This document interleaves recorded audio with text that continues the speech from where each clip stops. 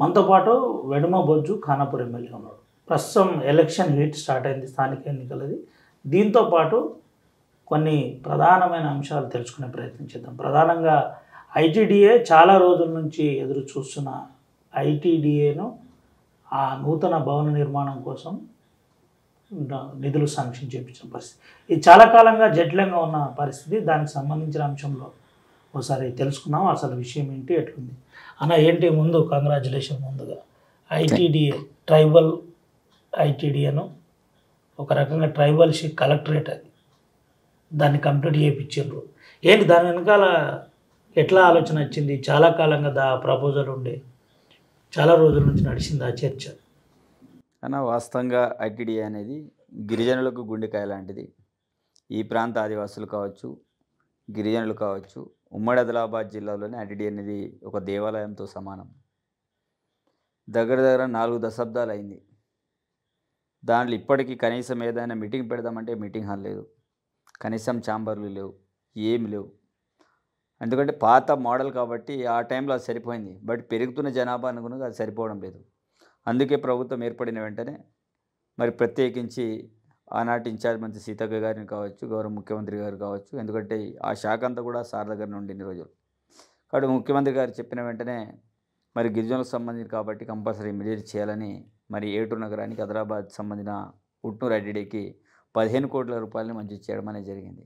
ముఖ్యంగా ఈ యొక్క మంజూరు చేసిన గౌరవ ముఖ్యమంత్రి గారికి, అదేవిధంగా లక్ష్మణ్ మంత్రి గారికి, సీతక్క గారికి, ఇన్ఛార్జ్ మంత్రి జూపల్లి మన కృష్ణారావు గారికి ప్రత్యేకమైన ధన్యవాదాలు తెలియజేస్తున్నాం ఉమ్మడి ఆదిలాబాద్ జిల్లా తరపున. ఏంటి అంటే గిరిజన గ్రామాలు మీరు తిరుగుతున్నారు, ఎట్లుందన్న ఇది జరిగిన తర్వాత రెస్పాన్స్ ఎట్లుంది అసలు? గిరిజన గ్రామాల్లో చాలా మంచి రెస్పాన్స్ ఉంది. 10 సంవత్సరాల్లో కొట్లాడి తెచ్చుకున్న తెలంగాణ రాష్ట్రం లేదో గిరిజనులు అవుతుంది అనుకున్నారు, పోడు భూములకు పట్టాలు వస్తాయి అనుకున్నారు, డబుల్ బెడ్రూమ్లు ఇండ్లు వస్తాయి అనుకున్నారు, దళితులకు 3 ఎకరాల భూమి వస్తుంది అనుకున్నారు, రిజర్వేషన్ విషయంలో ఇంకా అందరికీ సమాన్యాయం జరుగుతుంది అనుకున్నారు. అంటే చాలా కలలుగన్న తెలంగాణలో నిజంగానే ఏదేదో అవుతుంది అనుకుని మనం ఉద్యమాలు చేసాం. కానీ ఆ 10 సంవత్సరాలు కేవలం కుటుంబం లాభపడింది తప్ప ఎవరు కూడా జనాలు కూడా ఎవరు లాభపడలే. జనాలందరినీ కూడా నట్టేట ముంచి మోసం చేసి రెండవసారి అధికారంలో చేపట్టిండు. సరే మొదటిసారి అయితే ఉద్యమకారుడుగా తెలంగాణ వ్యాప్తంగా చేసిన దానికి ప్రతిఫలంగా ఫస్ట్సారి చేస్తే, సెకండ్ సారి అయితే ఒక మోసం చేసి మరి అధికారంలో రావడం అనేది జరిగింది. మరి అధికారంలో వచ్చిన సెకండ్ సారి వచ్చిన తర్వాత కూడా అనేక హామీలు ఇచ్చి ఏది కూడా చేయలేకుండా పోయారు. అందుకే ప్రజలందరూ కూడా కర్రువాత పెట్టి సిరు కాల్చి మరి ప్రత్యేకించి ప్రజాప్రభుత్వాన్ని ఏర్పాటు చేసే గౌరవ ముఖ్యమంత్రి రేవంత్ రెడ్డి గారికి అవకాశం కల్పించారు. ఈ ప్రభుత్వం ఇప్పుడు మేము తిరిగే క్రమంలో ఏ గ్రామాన్ని తట్టినా ఈరోజు నిజంగా ఇంత లోటు బడ్జెట్లో ఉన్నప్పటికీ కూడా ఈ స్థాయిలో చేస్తారని మేము ఊహించలే అనే విధంగా ప్రతి గ్రామం నుంచి మంచి రెస్పాన్స్ వస్తుంది.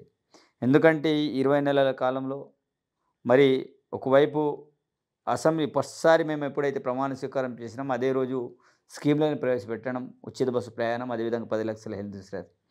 దాని తర్వాత కొన్ని నెలల తర్వాత ఫ్రీ కరెంట్ ప్రతి 200 యూనిట్ వరకు, అదేవిధంగా 500 గ్యాస్ సిలిండర్, దాంతోపాటు రుణమాఫీ కావచ్చు, ఆత్మీయ భరోసా కావచ్చు, అదేవిధంగా రైతు భరోసా కావచ్చు, వడ్లకు 500 బోనసే కావచ్చు, దాంతోపాటు అతి ప్రతిష్టాత్మకంగా చేపట్టిన ఈ స్కీమ్ ఏదైతుందో సన్నబియ్యం స్కీమ్ దేశంలో ఎక్కడ లేదు. ఈరోజు ప్రతి పేదవాడు 3 పూటల కడుపు నుండి భోజనం తినాలనే ఆలోచనతోటి గౌరవ ముఖ్యమంత్రి గారు ఆలోచన చేసి మరి ప్రతి పేదవానికి సన్నబియ్యం ఇచ్చే కార్యక్రమం 10 సంవత్సరాల్లో రేషన్ కార్డు లేని కుటుంబాలకు మేము రేషన్ కార్డులు ఇచ్చేసినాం. అదేవిధంగా ఇందిరమ్మ ఇల్లు మేము ఏదైతే అనుకున్నామో అనుకున్నదట్టే ప్రతి నియోజకవర్గానికి 3500, దాంతోపాటు ఐడి కేంద్రాలకు అదనంగా మాకు ఇచ్చారు. నాకు ఒక 500 ఇండ్లు అదనంగా వచ్చినాయి. 3500 ప్లస్ 500 4000. దాంతోపాటు ఎంతమంది పీవీటీచ్ కుటుంబాలు ఉంటే దగ్గర దగ్గర నా దగ్గర 10 నుంచి 15,000 కుటుంబాలు ఉంటాయి. అందరు కూడా 100% ఇందిరమ్మ ఇల్లని మరి మంజూరు చేయడం అనేది జరిగింది. కాబట్టి ఇది దశల వారీగా జరుగుతుంది. ఇప్పుడు బీజేపీ బీఆర్ఎస్ వాళ్ళు చాలామంది అసలు నిజం చెప్పాలంటే క్షేత్రస్థాయిలో పోయి వాళ్ళకు ఓటు అర్హత లేదు.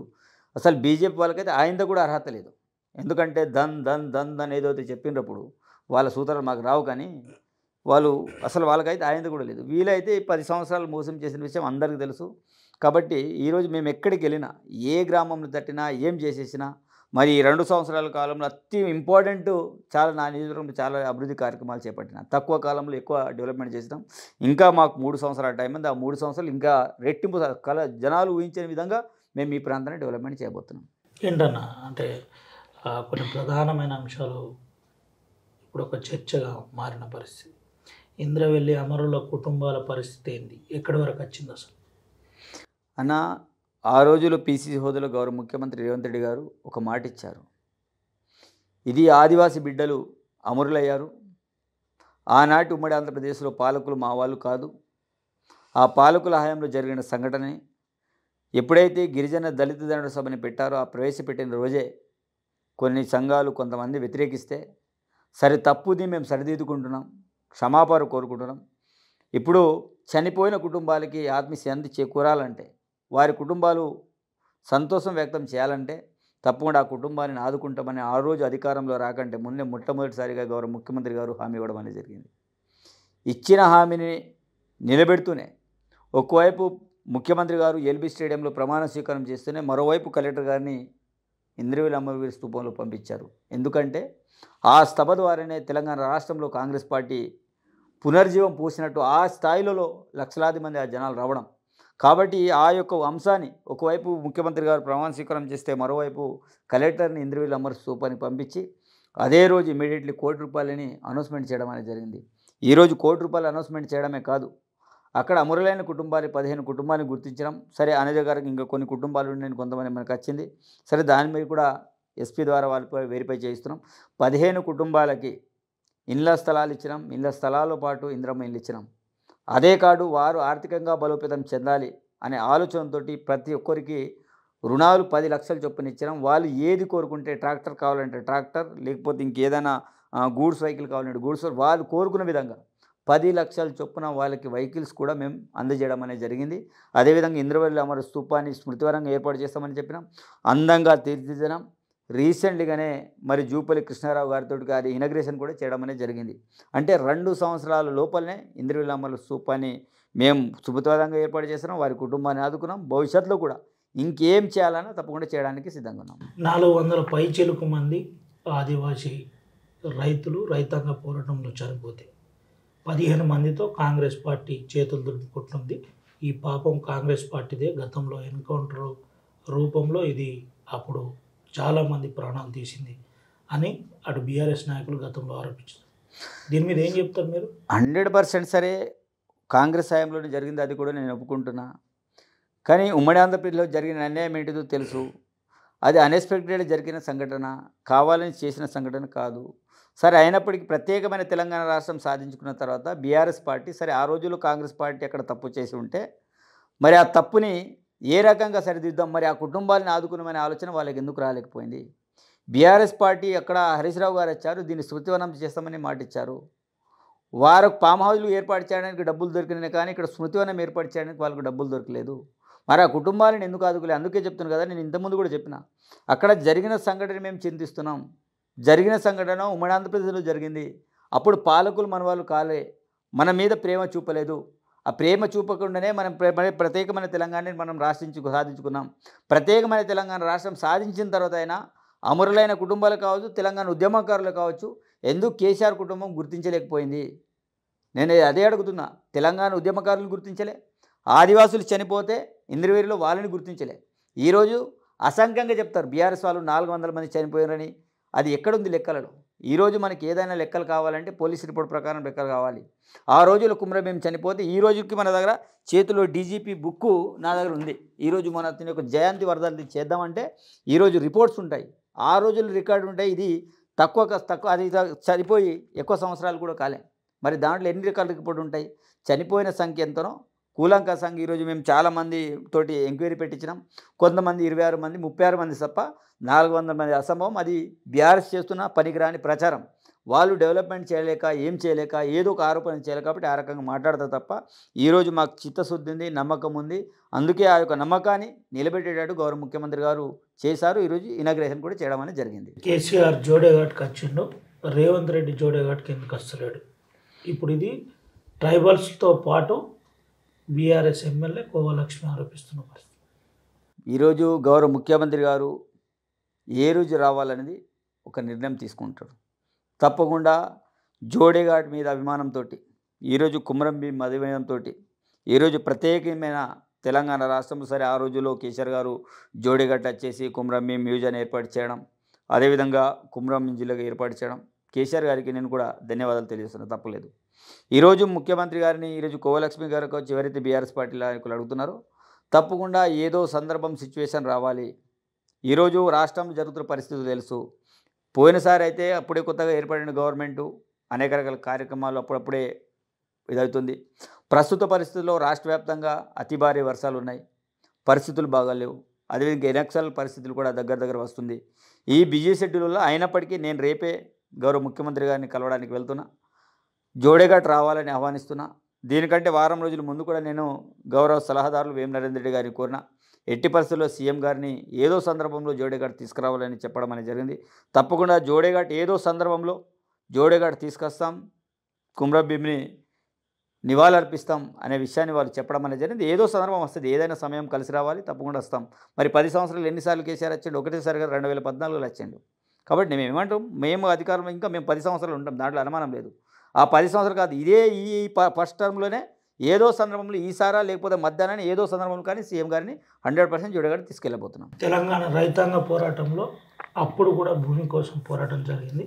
ఇప్పుడు కూడా ఆదివాసీ ప్రజలు ఫారెస్ట్ భూమిపై రైతు కోసం పోరాటం చేస్తున్నారు.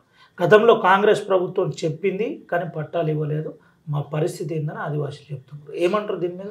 ఈరోజు ఆదివాసులందరూ కూడా విజ్ఞప్తి చేస్తున్నాను. పోడు భూముల చట్టాన్ని తీసుకొచ్చిందే కాంగ్రెస్ పార్టీ. అనాది కాలం నుంచి ఆదివాసులకు పోడు భూములకు పట్టాలు లేకపోతే ఆనాటి కీర్తిశేషులు వైఎస్ రాజశేఖర రెడ్డి గారు, సోనియా గాంధీ గారు ప్రత్యేకించి దేశవ్యాప్తంగా ఉన్న ఆదివాసుల మీద తప్పకుండా వాళ్ళకి ఏదైనా చేస్తేనే వాళ్ళ బతుకు తెరువు అవుతుంది, లేకపోతే కాదనే ఆలోచనతో ఆర్ఓఎఫ్ యాక్ట్ని తీసుకురావడం అనేది జరిగింది. ఆనాడు నుంచి పట్టాలు ఇస్తే ఈ రోజు వరకు కూడా ఎవరు కూడా కొత్తగా పట్టాలు ఇవ్వలే. కేసీఆర్ ప్రభుత్వంలో ఎవరికి కొత్త పట్టాలు ఇవ్వలే. కనీసం చనిపోతే వాళ్ళ కుటుంబాలకు కూడా పట్టాలు ఇవ్వనటువంటి పరిస్థితి. కానీ ఈరోజు దానంతా కూడా మేము సర్వేలు చేయించుకొని మరి ఎంతమంది చనిపోయారు, ఏం చేశారని ఎంఓఆర్ ద్వారా రిపోర్ట్లు తీసుకొని మిగతా వాళ్ళందరూ కూడా సర్వేలు చేయడానికి మేము ఆల్రెడీ మాట్లాడడం అనేది జరిగింది. మరి రీసెంట్గానే మనకు గిరిజన సంక్షేమ శాఖ మంత్రిని కూడా నియమించడం అనేది జరిగింది. త్వరలోనే టీఎస్సీలో కూడా ఆల్రెడీ మేము మాట్లాడడం అనేది జరిగింది. పోడుకు సంబంధించిన అంశం నిర్ణయం తీసుకుంటాం. ఎందుకంటే వాళ్ళలాగా ఆడవిడి 10 సంవత్సరాల అవకాశం ఉన్న వాళ్ళు ఎక్కువ పట్టకూడలు కూడా ఇవ్వలేకపోయారు బీఆర్ఎస్ వాళ్ళు. కానీ 10 సంవత్సరాల కంటే ముందు మేమే పట్టలు ఇచ్చినాం. దాని తర్వాత మేము అధికారంలో వచ్చే క్రమంలో కూడా మేము చెప్పినాం, తప్పకుండా దీనికి పోడుకు సమస్యకు పరిష్కార మార్గం దొరకాలంటే అది కాంగ్రెస్ పార్టీతోటి సాధ్యమవుతుందనే విషయాన్ని మేము స్పష్టంగా చెప్పినాం. తప్పకుండా ఇప్పుడు కూడా ఆ పరిష్కారం కావాలంటే అది కాంగ్రెస్ పార్టీతో సాధ్యమైతే తప్పకుండా చేస్తాం కూడా. కవ్వాల్ టైగర్ రిజర్వ్లో మొన్నటి వరకు వెహికల్ పోలేదు, కానీ ఇప్పుడు స్వేచ్ఛగా వెహికల్ పోతుంది. ఇది మీ విజయమా లేదంటే ప్రజల విజయమా? ఏంటి అసలు ఫారెస్ట్ అధికారుల మీద? ఈరోజు ఈ ప్రాంతంలో హెవీ వెహికల్స్ రాక 2012-13లో బ్యాన్ చేయడం అనేది జరిగింది. వైల్డ్ లైఫ్ యాక్ట్ ప్రకారం అది 100% ఎక్కడ కూడా రిజర్వ్ ఫారెస్ట్లో అనుమతులు లేవు. కానీ అల్టర్నేట్గా దారులు లేనప్పుడు కంపల్సరీ అలో చేయాల్సిన పరిస్థితి. నేను కూడా ఈ విషయంలో అనేక సందర్భాల్లో వైల్డ్ లైఫ్ బోర్డు మెంబర్గా, ఈ ప్రాంత ఎమ్మెల్యేగా ఈ ప్రాంత ప్రజలందరూ కూడా నాకు ఆర్జీని పెట్టడం అనేది జరిగింది. వ్యాపారస్తులు కావచ్చు, అందరు కావచ్చు.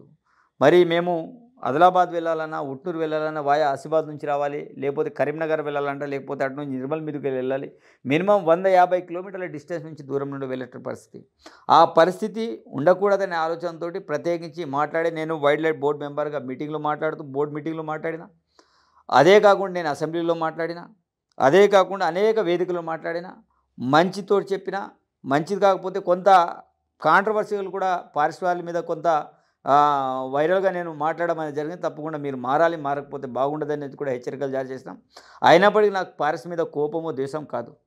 ఈ ప్రాంత ప్రజలు ఇబ్బంది పడుతున్నారు కాబట్టి మనం కూడా ఒక మానవత దృక్పథంతో ఈ సమస్యకు పరిష్కారం చేయాలంటే ఈరోజు ఉన్నటువంటి పీసీఎఫ్ గారు కావచ్చు, మంత్రి గారు కావచ్చు, అందరూ కూడా సానుకూలంగా స్పందించి ఇమీడియట్లీ ఎమ్మెల్యే గారు ఇంత అడగంగా మనం చేయకపోతే బాగుండదని ఆలోచనతో ప్రత్యేకించి వాళ్ళు హెవీ వెహికల్స్ అనుమతి ఇవ్వడం అనేది జరిగింది. లారీ మీద ఎక్కి మీరే స్వయంగా ప్రయాణం చేసి ప్రజలకు రేపటి నుంచి స్వేచ్ఛగా మీరు ప్రయాణం చేయొచ్చు అని చెప్పిన పరిస్థితి ఏమనిపించింది ఒక ఎమ్మెల్యేగా? చాలా హ్యాపీ అనిపించింది. ఎందుకంటే తెలంగాణ రాష్ట్రంలో అటవీ శాఖ మంత్రులు ఇక్కడనే ఇంద్రకరణ్ రెడ్డి గారు, ఆదిలాబాద్ జిల్లా, నిర్మల్ జిల్లా, జోగురామన్న గారు ఆదిలాబాద్ జిల్లా, ఇద్దరు కూడా సేమ్ పార్టీలు ఉన్నారు. సేమ్ పార్టీలు ఉండి కూడా వాళ్ళ చుట్టూ అనేక మంది తిరిగినప్పటికీ కూడా సరే వాళ్ళ అసమర్థులను ఇంకేదని నేను అనడలేదు. కానీ వాళ్ళు అనుకున్న పరిస్థితిలో ఈరోజు మంత్రులుగా ఉండి కూడా ఈ ప్రాంతంలో వెహికల్లను స్టార్ట్ చేయలేకపోయారు. కానీ ఈరోజు నేను పట్టుబట్టి ఈ ప్రాంతంలో కంపల్సరీ వెహికల్స్ రావాల్సిందే, దానివల్ల మనకు నష్టమేమి లేదు అనే ఆలోచనతో పొద్దున 6 గంటల నుంచి రాత్రి 9 గంటల వరకు అనుమతి ఇవ్వాల్సిందే, రాత్రి బ్యాన్ చేస్తే చేయండి అని చాలా స్పష్టంగా చెప్పి దాన్ని సాధించడం నాకు చాలా హ్యాపీగా ఫీల్ అవుతున్నాను. ఎందుకంటే ఇద్దరు మంత్రులు కూడా అటవీ వేరే మంత్రులు కూడా కాదు, అదే అటవీ శాఖకు సంబంధించిన మంత్రులైన కూడా దాన్ని చేయలేకపోవడం, ఈరోజు నూతనంగా నేను ఎమ్మెల్యే అయినప్పుడు కూడా దాన్ని కొట్లాడి నేను ఈ ప్రాంతంలో వెహికల్ని అనుమతించడం, అది దానికంటే మించి ఆనందం నాకు ఇంక వేరేది ఏం కూడా లేదు. ఎట్లుంది అంటే స్థానిక ఎన్నికలకు సంబంధించి షెడ్యూల్ వచ్చేసిన పరిస్థితి, కొన్ని ప్రాంతాల్లో రిజర్వేషన్లు వచ్చినాయి, అక్కడ దానికి సంబంధించిన క్యాస్ట్ సభ్యులు లేరు. కొన్ని ప్రాంతాల్లో రిజర్వేషన్ రాలేదు, ఆ ప్రాంతాల్లో ఎక్కువ క్యాస్ట్ ఉంది. అంటే ఫర్ ఎగ్జాంపుల్ ట్రైబ్స్ కావచ్చు, ఎస్సీలు కావచ్చు, ఎస్టీలు కావచ్చు. ఇటువంటి పరిస్థితి మీ దగ్గర కూడా జరిగిందా ఏంటి అసలు? చాలా జరిగిందంటే ఊహించిన దానికంటే కొంత భిన్నంగా రిజర్వేషన్లు వచ్చినాయి. దాంట్లో మా ప్రభుత్వం చేసే తప్పిదాలో లేకపోతే కరెక్ట్ చేసే తప్పిదాలో నేను అనుకోవట్లేదు. యాజ్ పర్ ప్రజాస్వామ్యబద్ధంగా కాన్స్టిట్యూషనల్ ప్రకారంగా ఏదైతే రిజర్వేషన్ వర్తించారో ఆ రకంగా రిజర్వేషన్ని పంపిణీ చేయడం అనేది జరిగింది. 2011 సెన్సస్ ప్రకారం, అదేవిధంగా 2024 సెన్సస్ ప్రకారం బీసీలకు సంబంధించిన 2024 ఏదైతే మనం కులగణన చేపట్టినాం తెలంగాణ రాష్ట్రంలో, బీసీలు ఎక్కడైతే అత్యధికంగా ఉన్నారో ఆ ప్రాంతాలతో పాటు ఉన్నటువంటి రొటేషన్ సిస్టమ్ ఏదైతే ఉందో గతంలో, ఆ రొటేషన్ సిస్టమ్ ప్రకారం జిల్లా పరిషత్ జడ్పీటీసీలు జిల్లాని యూనిట్గా చేసుకొని జిల్లా పాపులేషన్ యూనిట్గా తీసుకొని కొంత జడ్పీటీసీలు కావచ్చు, దానిలో మళ్ళీ అత్యధికంగా పాపులేషన్ ఎక్కడ ఉంటే ఆ రకంగా కొంత ఇదనేది జరిగింది. అంటే ఇంతకుముందు ఎస్టీ వస్తే దాంట్లో ఆటోమేటిక్గా రొటేషన్ సిస్టమ్ కాబట్టి నెక్స్ట్ ఏది వస్తుంది ఆ రకంగా రావడం జరిగింది. ఇప్పుడు నా దగ్గర ఉట్టూరే మండలం ఉంది, పోయినసారి ఎస్టీ ఉమెన్ ఉండే, దానికంటే ముందు ఎస్సీ ఉండే, ఎస్సీ ఎస్టీ, ఈసారి మనకు ఉట్నూరు బీసీ అనేది రావడం అనేది జరిగింది. అంటే ఇది రొటీన్ సిస్టమ్ కాబట్టి ఆ రకంగా మనం అనుకున్న దాంట్లో రిజర్వేషన్లు మొత్తం తారుమారు కావడం జరిగింది. మనం అనుకున్నాం 100% షెడ్యూల్ ప్రాంతం కదా, షెడ్యూల్ ప్రాంతాల్లో ఎస్టీలు రిజర్వేషన్ వస్తాయి అనుకున్నాం. కానీ ఈ ప్రాంతంలో బీసీలు వచ్చింది. ఎక్కడైతే బీసీలు వస్తుంది అనుకున్నామో ఖానాపూర్ కావచ్చు, కడెం కావచ్చు, జనరం కావచ్చు, దాంట్లో ఏమో ఎస్టీ రిజర్వేషన్ రావడం అనేది జరిగింది. ఈ రకంగా రిజర్వేషన్ అనేది మొత్తం తారుమారు కావడం అనేది జరిగింది. కానీ షెడ్యూల్ ప్రాంతంలో సర్పంచ్లు అనేది 100% షెడ్యూల్ ట్రైబ్కి ఇవ్వడం అనేది జరిగింది. ఏదైతే ఎంపీటీసీలు ఉన్నాయో 50% నాన్ ట్రైబల్, మిగతా 50% ఏమో ట్రైబల్కి ఇవ్వడం అనేది, ఈ రకంగా రిజర్వేషన్ పంపకాలు అనేవి జరిగినాయి. దీంట్లో మా ప్రమేయం లేదు, ఎవరి ప్రమేయం కూడా లేదు. యాజ్ పర్ లా ఏదైతే 2011 సెన్సెస్ కావచ్చు, అదేవిధంగా 2024 తెలంగాణ రాష్ట్రం చేసిన సెన్సెస్ కావచ్చు, వాటిని బేస్ చేసుకొని దేన్ని ఎక్కడ అమలు చేయాలో ఆ రకంగా రిజర్వేషన్ పంపించడం అనేది జరిగింది. ఉమ్మడి ఆదిలాబాద్ జిల్లాలో 4 జడ్పీ చైర్మన్లకు గాను ఒక్కటి కూడా ఎస్టీ రిజర్వేషన్ లేదు. ఒక ట్రైబల్ ఎమ్మెల్యేగా ఏం చెప్తారు దీని మీద? అదే ట్రైబల్ ఎమ్మెల్యేగా ఉన్నప్పుడు ట్రైబల్ ఎమ్మెల్యే ఉంటేనే ఇంకెవరు ఎమ్మెల్యే ఉండే యాజ్ పర్ రిజర్వేషన్ అనేది. ఇప్పుడు పోయినసారి నేను చెప్పిన కదా, జిల్లా యూనిట్గా చూసినప్పుడు లక్కీ డ్రాల ద్వారా ఎంపీపీలు అంటే కొన్ని సిచ్యువేషన్లో దానికి సంబంధించిన ఏదైతే ఉందో దాని ప్రకారం వాళ్ళు తీసుకోవడం అనేది జరిగింది. అంటే కొన్నింటిని లక్కీ డ్రా పెట్టడం అనేది జరిగింది. అన్ని ఎంపీపీలను లక్కీ డ్రాలు పెట్టలే, అంటే రొటీన్ సిస్టమ్ ఏదైతే వచ్చిందో ఆ బేస్ మీద చేశారు. ఇప్పుడు జిల్లా పరిషత్ పోయినసారి ఆసిఫాబాద్లో ఎస్టీ ఉమెనే ఉన్నది, జిల్లా పరిషత్ ఎస్టీ ఉన్నది, ఆదిలాబాద్లో ఎస్టీ ఉన్నది. పోయినసారి ఎస్టీ వచ్చింది కాబట్టి ఆటోమేటిక్ ఇప్పుడు వేరేలకు ఓపెన్ కేటగిరీకి ఆదిలాబాద్ వెళ్ళిపోయింది, అక్కడేమో ఎస్సీగా మారిపోయింది. అలా రొటీన్ సిస్టమ్ తోటి మొత్తం చేంజ్ కావడం అనేది జరిగింది. అది ఎస్టీ రిజర్వేషన్ మిగతాది ములుగున ఇంకెక్కడ వేరే ప్రాంతాల్లో వచ్చేటట్టు మనకు కొంత సమాచారం ఉంది. కానీ మొత్తానికి ఓవరాల్గా ఏదైతే మేము తెలంగాణ రాష్ట్రంలో కులగణ కార్యక్రమం చేపట్టామో దాంట్లో బీసీలకు కావచ్చు, ఎస్సీలకు కావచ్చు, ఇంత రిజర్వేషన్ని పంపడంలో కొంత ఇటు మొత్తం కావడం అనేది జరిగింది. ఇది న్యాయబద్ధంగా జరిగింది అయితే అనుకుంటున్నా.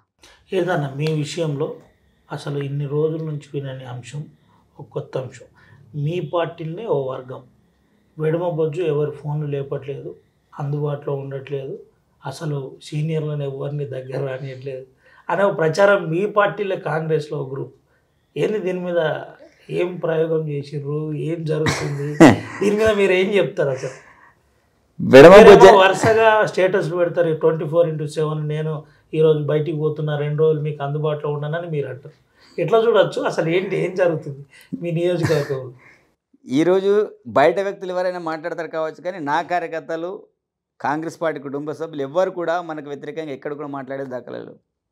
ఎవరైనా ఇక్కడ నాకు వ్యతిరేకంగా మాట్లాడుతున్నారంటే పెద్ద కోవాట్ అయి ఉండాలి, అతను వేరే పార్టీకి సంబంధించిన వ్యక్తి అయిన ఉండాలి, లేకపోతే వేరే పార్టీకి పోయేటోడైనా ఇట్లాంటి మాటలు మాట్లాడాలి. కానీ నేను చెప్తున్నా, నా అంత ఫ్రీడమ్గా, సరే చూడడానికి కొంత కఠినంగా కావచ్చు, కొంత ఆ రకంగా కనబడదు కావచ్చు, నేను ఉండే స్టేలు ఆ స్టేల్ నుంచి మనం బయటకు వచ్చినాం కాబట్టి కొంత కఠినంగా కనబడతాం కావచ్చు. బట్ 100% చెప్తున్నా, సరే కొంతమంది ఫోను ఏదో ఇన్ టైంలో కరెక్ట్ టైంలో చేసే టైంలో వాళ్ళు చేయకపోవడం, వేరే వేరే టైంలో చేయడం. నేను అందుకే చాలామంది కార్యకర్తలు చెప్తాను, మీరు ఎప్పుడైనా చేసేది ఉంటే రాత్రి టైంలో కొంత సాయంత్రం 10 తర్వాత మనం కొంత 11-12 వరకు కూడా నేను ఫోన్ మాట్లాడితే, ఏమైనా ఎమర్జెన్సీ అది కూడా ఏదో టైంపాస్ కోసమో దేనికోసమో కాదు, ఆ బేస్ మీద ఉంటే మాట్లాడమని చెప్తున్నా. అదేవిధంగా నేను ప్రతిరోజు, నేను ఈరోజు రేపు ఇక్కడ ఈరోజు వచ్చిన, నేను 3 డేస్ నుంచి ఖానాపూర్లోనే ఉన్నా, 3 రోజులు అట్టే ఉంటున్నా. చాలామంది ఆ రకం కూడా నన్ను బదనాం చేస్తారు, అది హెడ్ క్వార్టర్ అక్కడ, ఎమ్మెల్యే ఇక్కడ అని.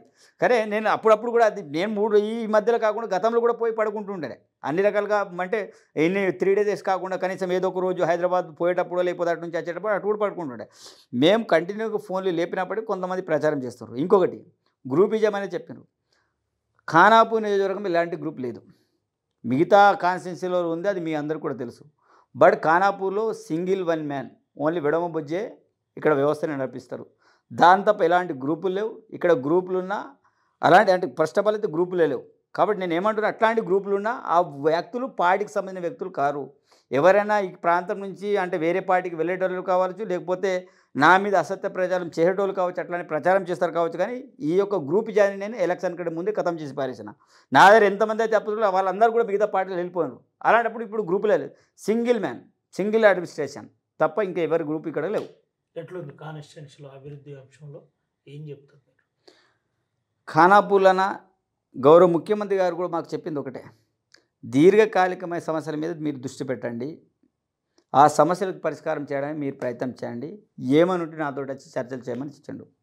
నిజంగా ముఖ్యంగా ముఖ్యమంత్రి గారికి 2 చేతులెత్తి దండం పెడుతున్నా. ప్రజాస్వామ్యం స్వేచ్ఛ ఈరోజు మా ముఖ్యమంత్రి గారు కల్పించారు ప్రతి ఎమ్మెల్యేకి. ఎమ్మెల్యే కాదు, ఎవరైనా వెళ్ళినా కనీసం కొలిసి వెళ్ళి పోయి మాట్లాడే స్వేచ్ఛ మాకుంది. కానీ గతంలో అట్లాంటి స్వేచ్ఛని మనం చూడలే. కాబట్టి మా బాధని, ఆవేదన చెప్పుకోవడానికి అవకాశం దొరుకుతుంది. కాబట్టి నా నియోజకవర్గంలో నేను ఎమ్మెల్యే అయిన తర్వాత చాలా పెద్ద పెద్ద కార్యక్రమాలు చేయడం అనేది జరిగింది. నేను ఎమ్మెల్యే అయిన తర్వాత నేను ప్రధానంగా అంటే ఎలక్షన్ మూమెంట్లో మేము తిరిగే క్రమంలో కావచ్చు, ఏమేమి అంశాలు ఉన్నాయి, మేము ఎన్నికల టైంలో ఏం హామీలు ఇచ్చినాం, ఎక్కడెక్కడ ఏమేమి చేసినామని స్పెసిఫిక్గా గుర్తు చేసి గౌరవ ముఖ్యమంత్రి గారికి చెప్పినాం. ముఖ్యమంత్రి గారు కూడా చెప్పింది ఏది కూడా కాదనకుండా ఈరోజు ప్రతిదీ కూడా చెప్పిన వెంటనే మాకు అనుమతులు ఇవ్వడం అనేది జరిగింది. అందులో ప్రధానమైనది, మేము ఆ రోజుల్లో కడెం ప్రాజెక్ట్ 2021-22లో మీరు కూడా చూశారు, పైనుంచి వాటర్ వెళ్ళిపోయింది. ఒకవేళ మేము నష్టాలు ఉన్నాం, రాష్ట్రం ఆర్థికంగా బాగా లేదు అనే కాన్సెప్ట్ ఉండి ఈరోజు 9,46,00,000 గౌరవ ముఖ్యమంత్రి శాసన చేసేవారు కాదు. కానీ అన్న 2 సార్లు తెగడానికైతే కంపల్సరీ కడెం ప్రాజెక్ట్ మరమ్మతులు చేసింది. దాని కింద 60,000 ఎకరాలకు సాగునీరు అందుతుంది. ఈరోజు పంటలన్నీ కూడా పచ్చగా ఉన్నాయంటే కారణం ఈరోజు కడెం నారాయణ ప్రాజెక్టే తప్ప, దాన్ని మనం మరమ్మతులు చేయకపోతే బాగుండదు అనే ఆలోచన చెప్తే ఇమీడియట్లీ సంవత్సరం లోపల చేసినాం. ఈరోజు ఎలాంటి నష్టం లేకుండా చాలా సునాయాసంగా గేట్లన్నీ కూడా లేవడం అనేది జరిగింది. అది పెద్ద పని. దాంతోపాటు ఎలక్షన్ కంటే ముందు నేను కడెం గంగాపూర్కి నేను బాండ్ పేపర్ రాసిచ్చిన, మీకు రాకపోగలికి అంతరాయం కలుగుతుంది అంటే మాకు బ్రిడ్జ్ చేయరు, ఎవరు చేస్తలేరు, మేము ఓట్లను బహిష్కరణ చేస్తామని వాళ్ళందరూ కూడా మాట్లాడాను. నేను స్వయంగా మీటింగ్ పెట్టి ఆ గ్రామంలో 100% మాటిస్తున్నా, ఒకవేళ నేను ఎమ్మెల్యేగా గెలిస్తే నేను ఈ ప్రాంతానికి మీకు బ్రిడ్జ్ కట్టించే బాధ్యత నేను మాటిచ్చిన. నేను అనుకున్న వెంటనే 6 నెలల్లోనే కడెం గంగాపూర్కి 22 కోట్లతోటి సీతక్క గారి తీసుకుపోయి రాత్రిపూట టెంకాయ కొట్టేసి మరి ఆ యొక్క 22 కోట్లు మనకు సీతక్క గారు ఇచ్చి, సీతక్క గారికి కూడా ప్రత్యేకమైన ధన్యవాదాలు తెలియజేస్తున్నాను. అంటే అంత పెద్ద పనులు, అంటే చరిత్రలో నిలిచిపోయే రోజులు అవి. ఎవడు కూడా ఆ పనులు చేయలే. గతంలో ప్రయత్నం చేశారు, కూలిపోయింది, ఇంకేదో జరిగింది, దానికి అమౌంట్ కూడా రాలే, ఏం కాలే, ఏదో సోపుడ కార్యక్రమాలు చేశారు. దాంతోపాటు పసుపుల బ్రిడ్జ్, పసుపులకు కూడా చాలా పెద్ద కనెక్టివిటీ. అటు మనం అటు వెళ్ళాలంటే, అంకెనకి వెళ్ళాలంటే అది చాలా ఇంపార్టెంట్ రోడ్. అది కూడా ఆ బ్రిడ్జ్ కూడా కొట్టుకుపోయింది. అప్పుడు కూడా వాళ్ళ ప్రభుత్వ హయాంలో జరిగింది. దాన్ని కూడా 5,46,00,000 అక్కడ కూడా మనం శాంక్షన్ పెట్టించుకున్నాం. అది కూడా ఆల్రెడీ టెండర్ కూడా అయిపోయింది. నేను టెంకాయ కొట్టి నేను ఇమీడియట్లీ వర్షాలు బంద్ అయిన వెంటనే ఆ పనులు కూడా స్టార్ట్ చేస్తాం. అదొకటి. ఇంద్రవేల్ అమర్ స్తూపం అని చెప్పిన. అదేవిధంగా ఇట్లా చెప్పుకుంటూ పోతే కిస్లాపూర్కి 15 కోట్లతో పెద్ద రోడ్ని శాంక్షన్ పెట్టుకున్నా. అదేవిధంగా నా గ్రామానికి జైనూర్కి కనెక్టివిటీ, కుమ్రామేం జిల్లాకి కనెక్టివిటీ మనం ఆల్రెడీ ఘాట్ సెక్షన్లు కావచ్చు, ఇదంతా కూడా మనం రోడ్ని శాంక్షన్ పెట్టినాం. దాంతోపాటు నా నియోజకవర్గంలో 25 సంవత్సరాల వేసిన రోడ్డు ఇప్పటివరకు కూడా కనీసం రిపేర్లు చేయలే. ఉమ్మడి ఆంధ్రప్రదేశ్ చేయలేదు. కనీసం ప్రత్యేకమైన తెలంగాణ రాష్ట్రంలో చేయాలి. ఈరోజు వడగం రోడ్ కావచ్చు, కెస్లాపూర్ నుంచి దస్నాపూర్ వరకు కావచ్చు, అదేవిధంగా ఈశ్వర్ నగర్ నుంచి దొండ గట్టెపల్లి వరకు కావచ్చు, ఏందా నుంచి నర్సాపూర్ బి వరకు కావచ్చు, ఇటు చాంద్రి కావచ్చు, అదేవిధంగా పులిమడుగు నుంచి సాలవాడ కే కావచ్చు, ఎక్కడ కూడా రోడ్లని కనీసం పాత రోడ్లని రెన్యువల్ కూడా చేయలే. నేను రెన్యువల్ కోసం 36 కోట్లు నేను అనుమతులు తీసుకొచ్చాను. నా నియోజకవర్గం మొత్తం 36 కోట్లు. నాకు తెలిసి స్టేట్లోనో రెన్యువల్లో ఎంఆర్ఆర్లో నాకే అత్యధికంగా నిధులు వచ్చినాయి కావచ్చు. దాంతోపాటు సిఆర్ఆర్ రోడ్డు తీసుకొచ్చిన, దాంతోపాటు మొన్ననే ఎస్డిఎఫ్ కింద మళ్ళా ఇంకా డబ్బులు తీసుకొచ్చిన. అదేవిధంగా ఇంతకుముందే మీరు స్టార్టింగ్లో అడిగారు ఐటీఏ 4 దశాబ్దాలు అయింది ఐటీఏ కట్టి, మొత్తం ఊరుస్తున్నాయి, పెచ్చులని కింద పడుతున్నాయి. కనీసం అక్కడ మీటింగ్ పెడదామంటే లేదు, చిన్న చిన్న రూమ్లు. అందుకే ఎమ్మెల్యేకి ఏంటి పిఓ గారు కూడా సపరేట్గా ఒక ఆఫీస్, బయట ఆఫీస్ ఉంది, కానీ నిజమైన బిల్డింగ్లో ఆఫీస్ అసలు లేనే లేదు. అలాంటి బిల్డింగ్ కోసం 15 కోట్లను రీసెంట్లీ రిలీజ్ చేయడం అనేది జరిగింది. దాంతోపాటు ఖానాపూర్ నియోజకవర్గ కేంద్రంలో 15 కోట్లు నిన్న కాదు మొన్ననే జీవో రిలీజ్ చేయడం అనేది జరిగింది. ప్రతి వార్డులో కూడా విపరీతంగా రోడ్లు వెడల్పు చేయడం కావచ్చు, అన్ని రకాలుగా. అదేవిధంగా అది చేసాం. దాంతోపాటు నా నియోజకవర్గంలో యంగ్ ఇండియా ఇంటిగ్రేటెడ్ స్కూల్ 200 కోట్లు, అది కూడా మనకు శాంక్షన్ అయింది. దాన్ని కూడా త్వరలోనే మనం కట్టబోతున్నాం. దాంతోపాటు నా దగ్గర నిన్ననే నేను ఇనాగ్రేషన్ చేసిన గౌరవ ముఖ్యమంత్రి గారు వర్చువల్గా హైదరాబాద్ కేంద్రంగా ఇనాగ్రేషన్ చేస్తారు. రాష్ట్ర వ్యాప్తంగా 65 అడ్వాన్స్ టెక్నాలజీ సెంటర్. నా నియోజకవర్గంలో 2 ఉంటే 2కి శాంక్షన్ ఇచ్చేశారు. అంటే అర్థం చేసుకోండి, మిగతా హైదరాబాద్లో ఐటీ ఉంది, ఎక్కడ రాలి, మిగతా చాలా చోట్ల ఉన్నాయి ఐటీస్ ఇంకా. కానీ ఎక్కడ కాకుండా నా నియోజకవర్గంలో 2 ఐటీలు ఉంటే 2 ఐటీలు కూడా అడ్వాన్స్ టెక్నాలజీ సెంటర్లుగా మన అప్గ్రేడ్ చేయడం అనేది జరిగింది. ఇది చాలా ఉపయోగకరమైనవి. నా విజన్ ఇంకొంది, ఖానాపూర్ కేంద్రంగా ఒక పెద్ద లైబ్రరీ కట్టాలి, ఇక్కడ ఉట్నూరు కేంద్రంగా ఒక పెద్ద లైబ్రరీ కట్టాలి. అదేవిధంగా ఉట్నూరుకు, ఇంద్రవెల్లికి, అదేవిధంగా కడెం అండ్ జన్నారంకి రోడ్ వెండింగ్ డివైడర్స్ని ఏర్పాటు చేయాలి. అదేవిధంగా ఖానాపూర్లో కూడా గతంలో పెండింగ్ చేశారు, అనేక రకాల రీజన్స్ ఉన్నాయి. రోడ్ వెండింగ్ అయింది, కొంత ఆపేసినది, కోర్టు కేసు. అది కూడా ఇప్పటికీ నేను ఎవరైతే బాధితుల్లో వాళ్ళతో ఒక 4-5 సార్లు మాట్లాడినా, అధికారులతో 4-5 సార్లు మాట్లాడినా, ఖానాపూర్ని కూడా శుద్ధీకరణంగా తీర్చిద్దామే నా లక్ష్యం. నాకు ఏం అవసరం లేదు, ఈ ప్రాంతాన్ని అన్ని రకాలుగా ఎవ్వరు చేయని విధంగా చేయడమే ప్రధానమైన లక్ష్యం. ఉట్నూరు ఆసిఫాబాద్ రోడ్డు చాలా ఇబ్బందికర పరిస్థితిలో ఉంది. గతంలో బీఆర్ఎస్ ప్రభుత్వం చేపించింది, ఇప్పుడు కాంగ్రెస్ ప్రభుత్వం కనీసం ప్యాచ్ వర్క్ కూడా చేయలేని పరిస్థితులు ఉన్నదని ఆరోపణ. బీఆర్ఎస్ ప్రభుత్వం ఏం చేసింది? రోడ్ వేయించింది. ఎక్కడేసింది? ఇప్పుడు ఆసిఫాబాద్ వరకు వేసిన రోడ్డు బీఆర్ఎస్ ప్రభుత్వమే చేసిందని గోవాలక్ష్మి చెప్పి. కళలు కంటుర్రా, కళలో ఏమైనా ఊహించుకుంటుర్రా? రోడ్ ఎక్కడ కూడా వేయించలే. వాళ్ళ హయాంలో కూడా కేవలం తాత్కాలికంగా ప్యాచ్ వర్కే జరిగింది. నేను చెప్తున్నాం. కానీ ఈరోజు కోమటిరెడ్డి వెంకటరెడ్డి గారి నాయకత్వంలో, గౌరవ ముఖ్యమంత్రి గారి నాయకత్వంలో, ఎందుకంటే రోడ్స్ అండ్ శాఖ మంత్రి కోమటిరెడ్డి వెంకటరెడ్డి గారు కావచ్చు, మేము ఆల్రెడీ డిస్కస్ చేయడం అనేది జరిగింది. ఆదిలాబాద్ ఏదైతే గుడిహత్నూరు నుంచి మొదలుకుంటే ఆసిఫాబాద్ వరకు కూడా 4 లైన్ కూడా ప్రపోజల్ ఉంది. 4 లైన్ కంటే బిఫోర్ మేము ఇప్పుడు చేసేది హ్యామ్ ప్రాజెక్ట్. హ్యామ్ ప్రాజెక్ట్లో మేము గుడిహత్నూరు టు ఆల్రెడీ ఆసిఫాబాద్ దాటి సిరిచెరు అంటే లాస్ట్ సిర్పూర్ కాగజ్ నగర్ వరకు ఎంతో 100 చిల్లర ఎంతో కిలోమీటర్లు వస్తుంది. అది హ్యామ్ కింద పెట్టడం అనేది జరిగింది. 100% మా గవర్నమెంట్ హయాంలోనే ఇది డబుల్ లైన్ రోడ్ ఇక్కడ నుంచి అక్కడ వరకు వెళ్ళిపోతుంది. ప్రజెంట్ డబుల్ లైన్ కూడా లేదు, కాబట్టి దాన్ని డబుల్ లైన్లో చేయబోతున్నాం. దాంట్లో ఎలాంటి సందేహం లేదు. సరే, మరి వాళ్ళంతా కోలక్ష్మి గారు అంతా మాట్లాడినప్పుడు వాళ్ళ హయాంలో ఏం చేశారు? 10 సంవత్సరాలు పెద్ద రోడ్ చేయొచ్చు కదా, మిగులు బడ్జెట్ కదా. ఇప్పుడు మేము లోటు బడ్జెట్లు ఉన్నాం, లోటు బడ్జెట్లోని మేము ఇన్ని చేస్తున్నాం. మరి వాళ్ళ హయాంలో ఏం జరిగింది? కాబట్టి నేను ఏమంటున్నానంటే, మాకు ఒక సమయం ఉంది. 2 సంవత్సరాలు అనేక రకాల స్కీమ్లను మేము ప్రవేశపెట్టినాం. ఇంకా మాకు 3 సంవత్సరాలు ఉంది. అదృష్టం కలిసేస్తే మాకు ఇంకా 5-6 నెలలు పెరుగుతుంది కావచ్చు. జమిలీ ఎలక్షన్ దేశవ్యాప్తంగా వచ్చిందనుకో, ఒక 5 నెలలు నాకు తెలిసి పీరియడ్ కూడా పెరిగే అవకాశాలు కూడా ఉన్నాయి. కాబట్టి మాకు 3 సంవత్సరాలు మేము బేత్రిని ఏమేమి చేయాలో అన్నీ కూడా చేసే బాధ్యత మాది. ఏం చెప్తారన్న, ఆర్టీవీ ద్వారా మీరు ఇంద్రవెల్లి కుటుంబాల నుంచి మొదలుకొని, ఇంద్రవెల్లి పోరాట కుటుంబాల నుంచి మొదలుకొని పోడు భూముల వరకు పోరాటం చేసే కుటుంబాలకు ఏం చెప్తారు మీరు? నేను ఒకటే విజ్ఞప్తి చేస్తున్నాను, కాంగ్రెస్ పార్టీ ఒకసారి మాటిస్తే ఆ మాట కట్టుబడి ఉంటుంది. అందులో గౌరవ ముఖ్యమంత్రి గారు ఒక్క మాట చెప్పడంటే ఆ మాటని తప్పకుండా నెరవేర్చే వరకు అతను వదలడు. కాబట్టి నేను కోరుకునేది ఒకటే, ఈరోజు ఈ ప్రాంత వాసుల్ని, ఆదివాసులు కావచ్చు, గిరిజనులు కావచ్చు, ఎస్సీలు కావచ్చు, బీసీలు కావచ్చు, ఓసీలు కావచ్చు, మైనారిటీలు కావచ్చు, అన్ని నిమ్న వర్గాలని నేను ఒకటే విజ్ఞప్తి చేస్తున్నాను. మేమిచ్చిన హామీలను కూడా అమలు చేస్తూ వస్తున్నాం. ఆర్థికంగా ఇబ్బందులు ఉన్నప్పటికీ చేస్తూ వస్తున్నాం. పోడు భూముల అంశం అయితేనేమి, ఇంద్రవెల్లి అమలు కుటుంబాలు అయితేనేమి, నా ప్రాంతానికి డెవలప్మెంట్ అయితేనేమి, integrated young India integrated school అయితేనేమి, అదనంగా ఇంకో స్కూల్ని ఖానాపూర్లో ఏర్పాటు చేయడానికి 100% దాన్ని ఏర్పాటు చేసే బాధ్యత నాది. ఎందుకంటే గౌరవ ముఖ్యమంత్రి గారు కూడా ప్రతి నియోజకవర్గానికి 2 యంగ్ ఇండియా ఇంటిగ్రేటెడ్ స్కూళ్ళని పెడతామని మాట ఇవ్వడం అనేది జరిగింది. అందుకే సెకండ్ ఫేజ్ కింద 100% అక్కడ ఖానాపూర్లు కూడా ఇంటిగ్రేటెడ్ యంగ్ ఇండియా ఏర్పాటు చేస్తాం. అదేవిధంగా ఈ ప్రాంతాన్ని విద్య, వైద్య, వ్యవసాయ పరంగా అన్ని రకాలుగా డెవలప్మెంట్ చేసే బాధ్యత నాది. తప్పకుండా మీ తమ్ముడుగా, మీ బిడ్డగా ఈ ప్రాంతాన్ని ఒక బీదవాడిని ఈరోజు ఎమ్మెల్యేగా చేశారు.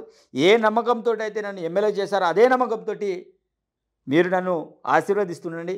తప్పకుండా వచ్చే లోకల్ బాడీ ఎన్నికలు కూడా అన్ని స్థానాలు నా నియోజకవర్గంలో 7 మండలాలు జడ్పీటీసీలు కావచ్చు, ఎంపీపీలు కావచ్చు, ప్రతిదీ కూడా మేము 2 సంవత్సరాలు చెప్పిందే చూసే మీరు ఓట్లు వేయండి.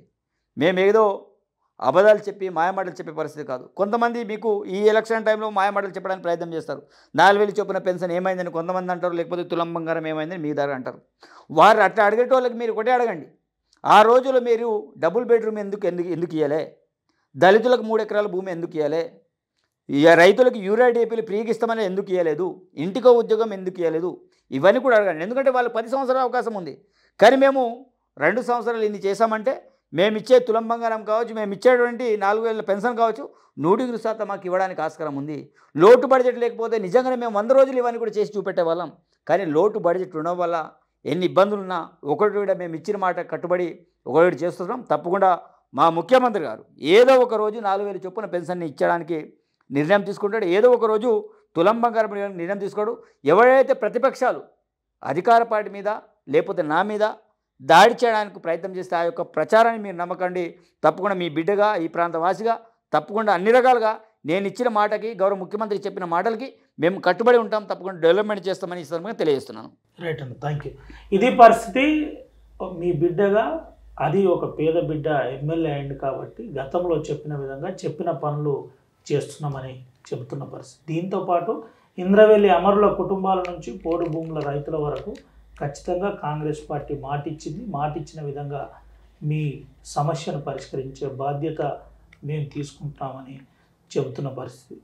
అభివృద్ధి అంశంలో కట్టుబడి ఉన్న గ్రూప్ తగాదాలు నా దగ్గర లేవు, గ్రూపిజం నా దగ్గర లేదు.